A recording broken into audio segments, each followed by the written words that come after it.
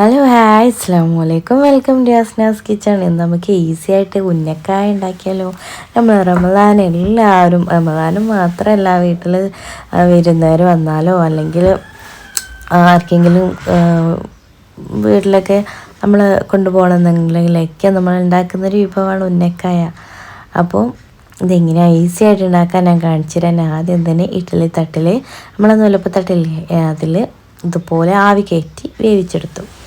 ഒരു 15 മിനിറ്റോളം മീഡിയം ഫ്ലെയിമിലിടുന്നത്. അതുപോലെ നന്നായിട്ട് വെന്തുടയരുത്, ഒരു ഭാഗത്തിന് ഇതുപോലെ ചെയ്തെടുക്കുക. അതുപോലെ തന്നെ ഞാനിതാ ഇതുപോലെ ഒരു 1.5 കപ്പ് തേങ്ങ ചിരകി എടുത്തിട്ടുണ്ട് കേട്ടോ.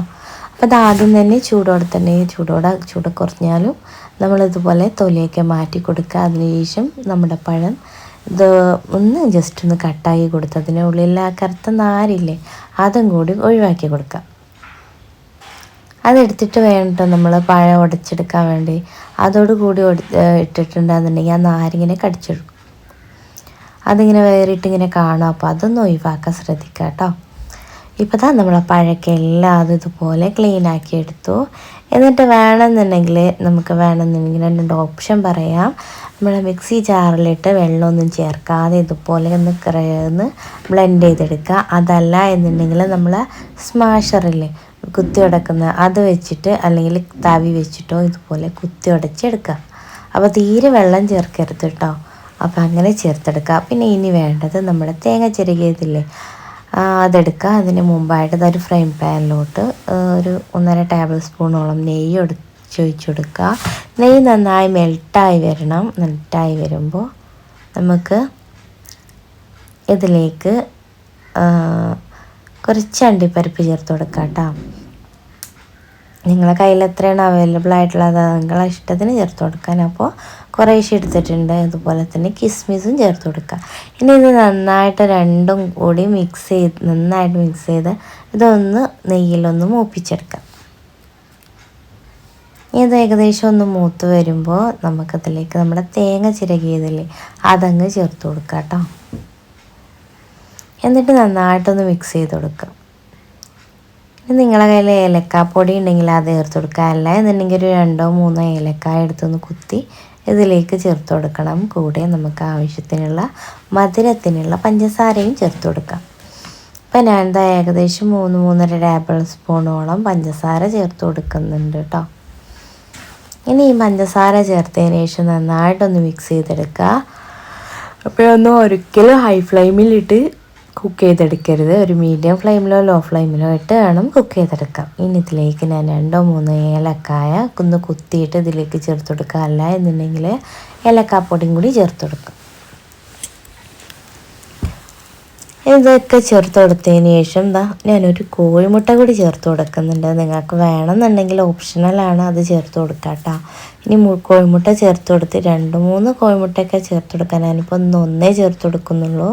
എന്നിട്ട് നന്നായിട്ടൊന്ന് മിക്സ് ചെയ്തെടുത്ത് ഇതൊന്ന് വേവിച്ചെടുക്കാം.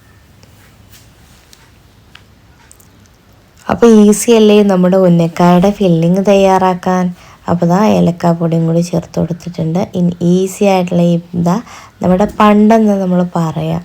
അപ്പോൾ അത് റെഡി ആയിട്ട് എടുത്തിട്ടുണ്ട്. ഇനി നമുക്കത് കൈവെള്ളയിൽ ഒരു തുള്ളി നെയ്യൊന്ന് പുരട്ടി കൊടുക്കുക. ഇനി നമ്മുടെ പഴം നന്നായിട്ട് കുത്തി ഉടച്ചെടുത്തു. അല്ല എന്നുണ്ടെങ്കിൽ വെള്ളം ചേർക്കാതെ മിക്സിയിലൊന്ന് ബ്ലെൻഡാക്കി എടുത്തത് ഇതുപോലെ കൈവെള്ളയിൽ നെയ്യ് തൂവി കൊടുത്ത് ചെയ്തെടുക്കുക. ഇനി ഇതിൻ്റെ നടുവിലേക്ക് നമ്മൾ ഒരു 1/2 ടേബിൾ സ്പൂണോളം നമ്മുടെ ഫില്ലിങ് കൂടി ചേർത്ത് കൊടുക്കുക.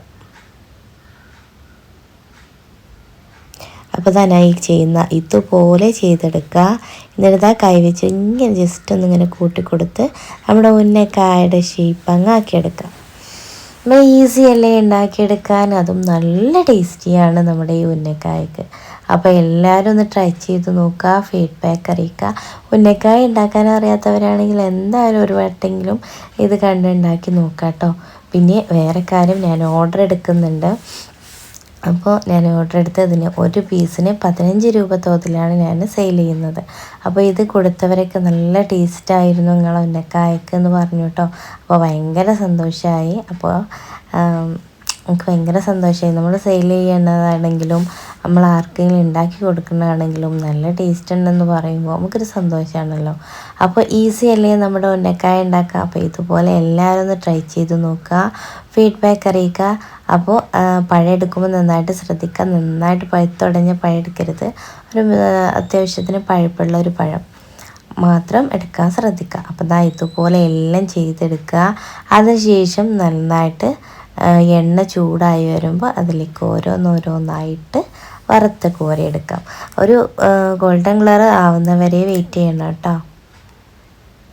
പിന്നെ എന്താ ഒരു ഫ്രൈ പാനിൽ അപ്പച്ചട്ടിയിൽ എണ്ണ ഒഴിച്ച് ചൂടാക്കിയെടുത്തു. അതിലേക്ക് ഓരോന്നോരോന്നായിട്ട് കൊടുത്ത് ഇതുപോലെ ഗോൾഡൻ കളർ ആവും വരെ ഒന്ന് മുരിച്ച് എടുക്കാം. അപ്പോൾ നമ്മുടെ ഉന്നക്കായ റെഡി ആയിട്ടുണ്ട്. അപ്പോൾ ഈസി അല്ലേ. അപ്പോൾ എൻ്റെ ചാനൽ ആദ്യമായിട്ട് കാണുന്നവരാണെങ്കിൽ ആ സബ്സ്ക്രൈബ് ബട്ടൺ ഒന്ന് പ്രസ് ചെയ്തേക്കുക. കൂടാതെ ലൈക്ക് ചെയ്യാനും ഷെയർ ചെയ്യാനും ഒന്നും മറക്കരുത്. അപ്പോൾ ഇനിയും പുതിയ പുതിയ വീഡിയോസായിട്ട് വീണ്ടും വരാം. Signing out. അസ്സലാമു അലൈക്കും.